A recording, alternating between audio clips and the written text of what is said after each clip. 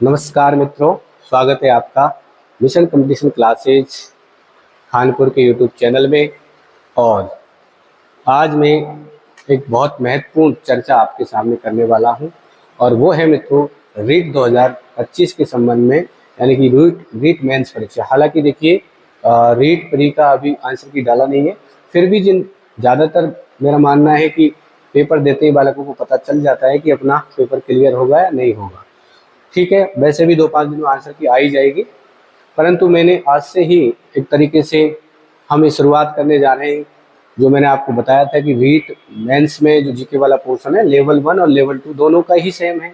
तो दोनों का सेम है तो दोनों को हम सेम तरीके से ही सेम एक तरीके से लेवल की बात करें तो उस तरीके से पढ़ेंगे। थोड़ा सा देखो, जैसे लेवल 1 और लेवल 2 में अंतर इतना सा होता है, वो मैं लास्ट में बताऊंगा। एक प्रश्न आपके सामने करके भी दिखाऊंगा कि किस तरीके से लेवल, जैसे लेवल 1 में ये दे रखा है कि 12 तक का लेवल आपसे पूछा जाएगा और लेवल 2 में दे रखा है ग्रेजुएशन स्टैंडर्ड के प्रश्न पूछे जाएंगे। इस तरीके की कुछ सिलेबस में मेंशन किया हुआ है। तो उसके संदर्भ बताएंगे कि क्वेश्चन जो निम्न लेवल का है वो किस प्रकार से पूछा जाता है, उच्च लेवल का किस प्रकार से पूछा जाता है, उनके संदर्भ पर डिस्कस करेंगे। ठीक है, और थोड़ी सी रिक्वेस्ट ये है कि आज हम जो शुरुआत कर रहे हैं, सबसे पहला टॉपिक इतिहास और कला संस्कृति से हम जो सभ्यताएं हैं, राजस्थान की प्राचीन सभ्यताएं, उनके संदर्भ में चर्चा करेंगे। कालीबंगा, आहट, गणेश्वर, बालाथल और बैराग, इनमें से आज हम सबसे पहले कालीबंगा सभ्यता, ठीक है, जो कि हनुमानगढ़ हमारी इसकी लोकेशन है, स्थिति है, उसके संदर्भ में थोड़ी चर्चा कर लेंगे।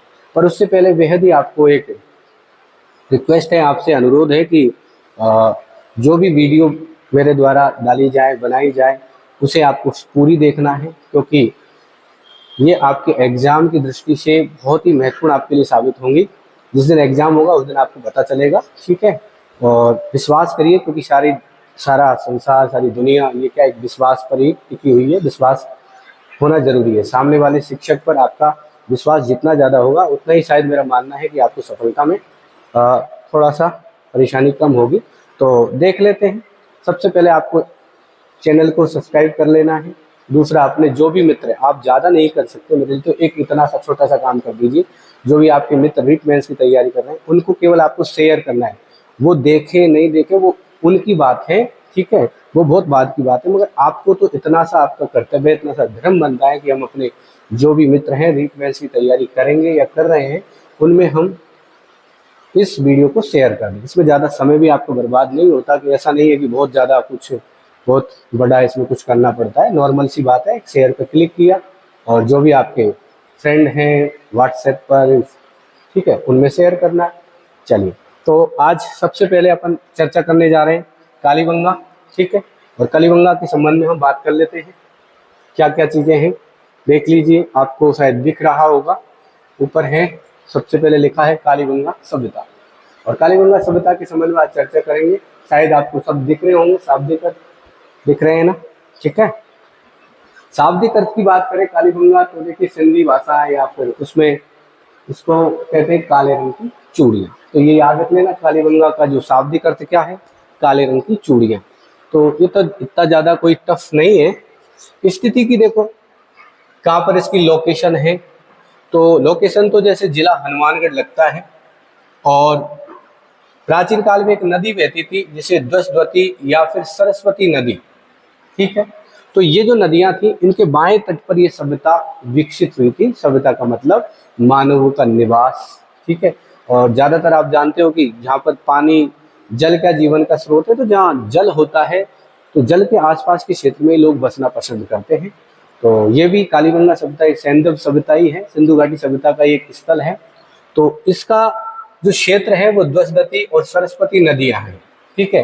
परंतु वर्तमान में यह जो नदी बहती है, उस नदी का नाम है घग्गर नदी।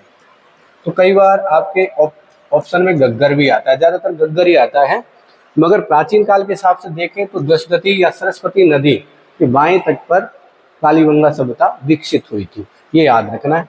और वर्तमान में यहाँ पर कौन सी नदी बहती है, घग्गर नदी बहती है, जो कि कई बार बाढ़ जब आती है तो पाकिस्तान के फोर्ट अब्बास तक पहुंच जाती है। सबसे पहले एक प्रश्न बनता है यहाँ से कि सर्वप्रथम इसकी जानकारी, यहाँ पर कोई सभ्यता है, ठीक है, उसकी जानकारी देने वाले जो व्यक्ति हैं का नाम है एलपी टेस्सीटोरी, ये याद रखना आप। कालीबंगा सभ्यता के बारे में जो जानकारी देने वाले व्यक्ति हैं वो कौन है? LP Tessitori.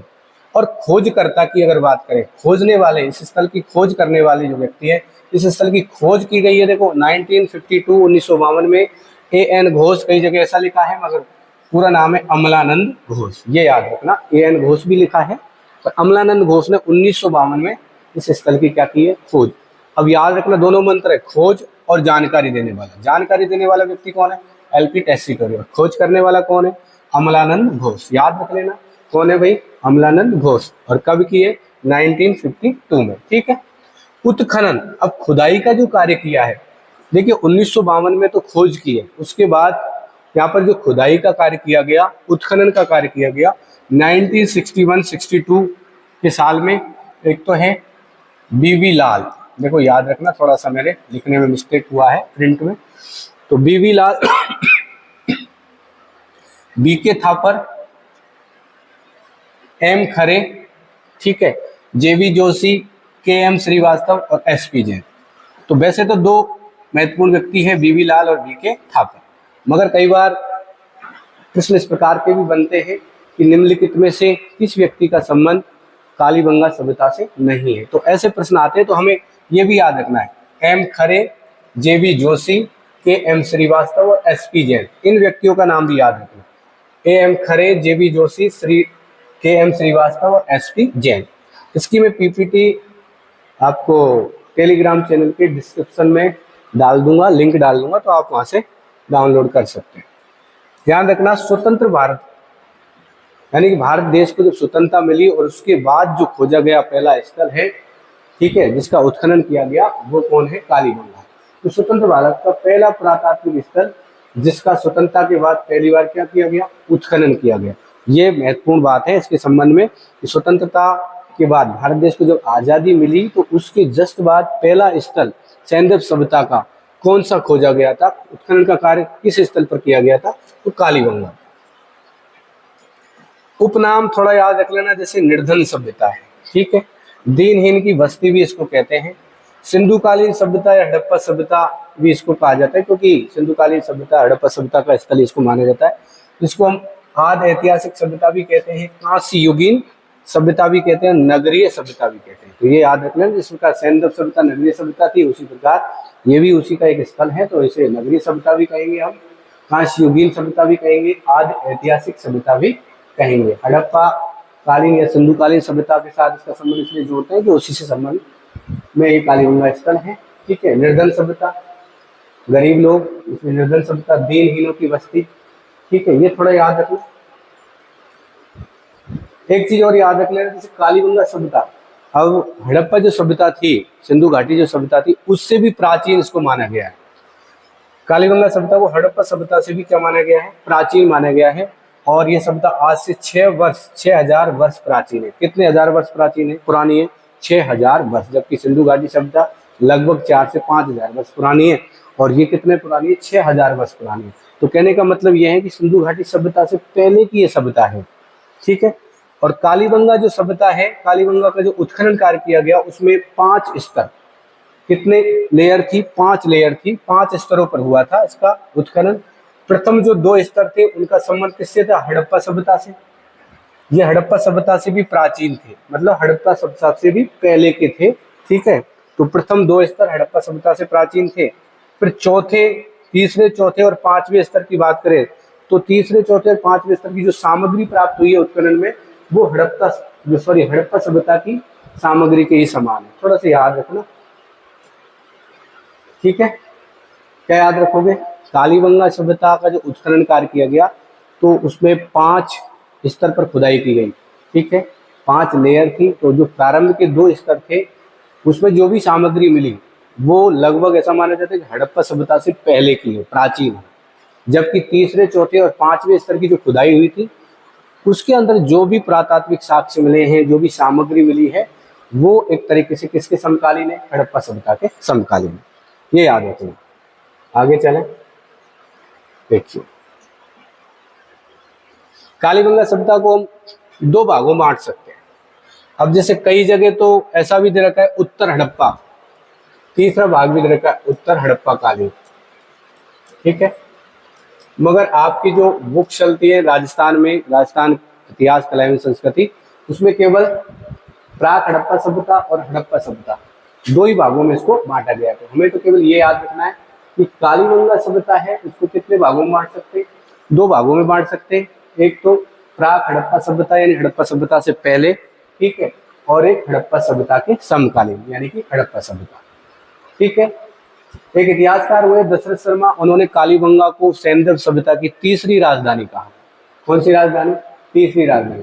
तो पहली राजधानी सैंधव सभ्यता की हड़प्पा है और दूसरी राजधानी क्या है? मोहनजोदड़ो। ठीक है, तो दशरथ शर्मा के अनुसार अगर ये प्रश्न पूछा जा सकता है, याद रख लेना, इंपॉर्टेंट है कि दशरथ शर्मा के अनुसार सैंधव सभ्यता की तीसरी राजधानी कहा गया है। ऑप्शन दिया जाएगा हड़प्पा, मोहनजोदड़ो, राखीगढ़ी, कालीबंगा। तो क्या करना है? कालीबंगा करना है। ठीक है, क्या करना है आपको? कालीबंगा। दशरथ शर्मा ने कालीबंगा को सैंधव सभ्यता की तीसरी राजधानी कहा है। तो पहली राजधानी हड़प्पा थी और दूसरी मोहनजोदड़ो थी। अब याद रखेंगे उत्खनन से प्राप्त साक्ष्य, यहाँ से प्रश्न पूछे जाते हैं। तो देखिए यहाँ पर जो मकान बनाए गए थे, ठीक है, अपन भी बनाते हैं मकान और ज्यादातर पक्की ईंटों का, पत्थरों का, इस तरीके की चीजों का प्रयोग करते हैं, मगर जो कालीबंगा सभ्यता थी उसमें मकान बनाने में मिट्टी की ईंटों का प्रयोग किया गया और जो धूप में पकाकर, ठीक है, धूप में सुखाकर उसके बाद जो थोड़ा सा वो मजबूत हो गई थी तब उनका प्रयोग किया गया। तो ये याद रखना, मकान बनाने में मिट्टी की ईंटों का धूप में पकाकर प्रयोग। दूसरा देखो, दो प्रकार की फसल एक साथ उगाने के साक्ष्य यहाँ पर मिलते हैं। जैसे अपने बोते हैं ना, रबी की फसल में गेहूं बो देते हैं, गेहूं के साथ सरसों भी बो देते हैं, चना भी बो देते हैं। तो उस समय भी देखो कालीबंगा सभ्यता थी, यहाँ पर भी दो प्रकार की फसलों का उल्लेख मिलता है, जैसे सरसों के साथ चना या फिर गेहूं व जौ, इस तरीके की फसलें। मतलब दो प्रकार की फसलों को एक साथ उगाने के साक्ष्य कहाँ से मिलते हैं? कालीबंगा से। तीसरा देखो, मिट्टी के बर्तन मिले हैं जिनका रंग कैसा है? लाल है। ये याद रखना, कालीबंगा सभ्यता से जो मिट्टी के बर्तन मिले उनका रंग कैसा था? लाल। और लाल रंग के बर्तनों पर एक तो काले रंग की और एक सफेद रंग की क्या खींची गई है? रेखाएं खींची गई। जैसे ये लाल कलर आपको दिख रहा है, जैसे ये कोई बर्तन है, ठीक है, इसमें अगर हम बात करें तो इस तरीके से देखो लाइन खींची हुई मिलेंगी। ये सॉरी एक मिनट देखिए, इस तरीके से काले रंग से, ये देखो ऐसे। और एक दूसरा रंग कौन सा दिखा रखा है? देखो एक दूसरा रंग आपको दिखा रखा है व्हाइट। तो ऐसे व्हाइट, इस तरीके से कोई बर्तन मान लो, ठीक है, और उस बर्तन का रंग कैसा है? लाल, पूरा लाल दिख रहा है अपन को, और उसमें काले और सफेद रंग की क्या खींची गई है? रेखाएं। तो ये याद रखना, लाल रंग के बर्तन मिले जिनपे काले रंग से और सफेद रंग से रेखाएं खींची गई है, ये याद रखना। फिर देखिए, बच्चे के कंकाल की खोपड़ी में, अब बच्चा का एक कंकाल मिला है और उस खोपड़ी में कितने छेद मिले? 6 छेद मिले। कितने छिद्र मिले? 6 छिद्र मिले। ठीक है, जिससे हमें पता चलता है मस्तिष्क शोथ की बीमारी का, यानी कि जल कपाली की जो बीमारी होती है, यानी मस्तिष्क शोथ की बीमारी का प्रमाण किससे प्राप्त होता है? बच्चे के कंकाल से, जिसमें बच्चे के कंकाल की खोपड़ी में 6 छिद्र देखने को मिलते हैं। ठीक है, बच्चे के कंकाल की खोपड़ी में कितने छिद्र? 6 छिद्र, जिसमें मस्तिष्क शोथ की बीमारी का प्रमाण मिलता है। फिर देखिए, कुछ मिट्टी के खिलौने टाइप में मिले, जैसे मिट्टी से बना कुत्ता, भेड़िया, चूहा, हाथी की प्रतिमा। ये तो पशुओं में है, कुत्ता, भेड़िया, चूहा, हाथी, ठीक है, ये मिट्टी के। और पक्षी की प्रतिमाओं की अगर बात करें तो इसमें सबसे महत्वपूर्ण जो है पंख फैलाए बुगले की प्रतिमा। ठीक है, बगुले की जो प्रतिमा है, वो बुगले ने अपने पंख फैलाए हुए हैं, तो वो प्रतिमा सबसे ज्यादा महत्वपूर्ण है। ठीक है, वो कहाँ से मिली है? कालीबंगा सभ्यता से। तो याद रखना, पशुओं में तो कुत्ता है, भेड़िया है, चूहा है, आपके हाथी की प्रतिमा है, और पक्षियों में भी सबसे महत्वपूर्ण जो प्रतिमा मिली है, पंख फैलाए हुए बुगले की प्रतिमा, वो याद रख लेना। देखो, भवनों में दीवार मिली है, इसलिए हम ये कह सकते हैं कि भूकंप के साक्ष्य भी अगर देखने को मिलते हैं तो कालीबंगा से। तो भूकंप के साक्ष्य, बैलगाड़ी का खिलौना मिला है, ये याद रख लेना, बैलगाड़ी का खिलौना। 7 हवन कुंड मिले हैं। कितने हवन कुंड मिले हैं? सात हवन कुंड। लकड़ी की नाली, ये याद रखना, लकड़ी की नालियां, नालियां जानते हो ना आप, जिससे पानी का निकास होता है, तो लकड़ी की बनी हुई नालियां। बेलनाकार मोहरे, बेलनाकार मोहरे भी मिली हैं, लकड़ी की नाली के साक्ष्य मिले हैं। और गोल कुआं, जो कुएं बनाए जाते थे उसके उनको क्या गोल आकृति में उनका वो आधार बनाया जाता था, तो गोल कुएं। अलंकृत ईंटों का प्रयोग, अलंकृत मतलब ईंटों पर कुछ चित्रकारी होती थी, उनको सजाया जाता था, तो ऐसी ईंटों का प्रयोग भी यहाँ पर किया गया है। अलंकृत ईंटों का प्रयोग कालीबंगा सभ्यता में। सबसे महत्वपूर्ण जो ये प्रश्न पूछा जाता है कि जुते हुए खेतों के साक्ष्य कहाँ से मिले हैं, तो कालीबंगा सभ्यता से, तो ये याद रखना। एक आपको मिला तांबे का बैल, ठीक है, तो ये है। उसके बाद चलो, तो ये अपने कालीबंगा सभ्यता हुई। एक बार आप रिपीट करते हैं दोबारा से, देखो ये देखिए, याद कर लेना साथ में। कालीबंगा का शाब्दिक अर्थ काले रंग की चूड़ियां होती है। स्थिति की बात करें तो पहले एक नदी बहती थी, द्वस्तती और सरस्वती नदी, इसके बाएं तट पर है, जिला हनुमानगढ़ है। वर्तमान में जो नदी बहती है वो है कौन सी, घग्गर, ठीक है। तो घग्गर नदी के किनारे। जानकारी देने वाले व्यक्ति कौन है, एलपी टेस्सीटोरी। खोज करने वाले 1952 में कौन है, अमलानंद घोष, ठीक। उत्खनन करने वाले, तो उत्खनन कार्य हुआ 61-62 में, एक तो बीवी लाल थापर है, बीवी लाल और बी के थापर। इसके बाद इन व्यक्तियों के नाम याद रखना, एम खरे, जेवी जोशी, के एम श्रीवास्तव और एसपी जैन, ठीक। स्वतंत्र भारत का पहला पुरातात्विक स्थल जिसका स्वतंत्रता के बाद पहली बार क्या किया गया, उत्खनन कार्य किया गया। उपनाम की बात करें तो निर्धन सभ्यता कह सकते हैं, दीनहीन की बस्ती कह सकते हैं, सिंधुकालीन हड़प्पा सभ्यता कह सकते हैं, आदि ऐतिहासिक सभ्यता कह सकते हैं, और कांस्ययुगीन सभ्यता और नगरीय सभ्यता भी कह सकते हैं। कालीबंगा सभ्यता हड़प्पा सभ्यता से भी प्राचीन है, क्योंकि ये सभ्यता आज से कितने वर्ष पुरानी है, 6000 वर्ष पुरानी है, जबकि हड़प्पा सैंधव सभ्यता की बात करें तो 4 से 5000 वर्ष पुरानी है। कालीबंगा का जो उत्खनन कार्य किया गया वो 5 स्तर पर किया गया, जिसमें से 2 स्तर है ना हड़प्पा सभ्यता से भी प्राचीन, 2 स्तरों से जो सामग्री मिली है वो हड़प्पा सभ्यता से पहले की है, प्राचीन है। जबकि तीसरे, चौथे और 5वें स्तर की जो खुदाई की गई उसमें जो सामग्री मिली वो हड़प्पा सभ्यता के क्या है, समकालीन है, यानी हड़प्पा सभ्यता के समय की ही मानी गई है, ठीक है। आगे देखो, कालीबंगा सभ्यता को 2 भागों में बांट दिया, प्राक हड़प्पा और हड़प्पा सभ्यता। कई जगह उत्तर हड़प्पा भी दे रखा है, मगर अपने जो किताबें हैं एनसीईआरटी की जो चलती है उनमें यही मान के चल रहे हैं।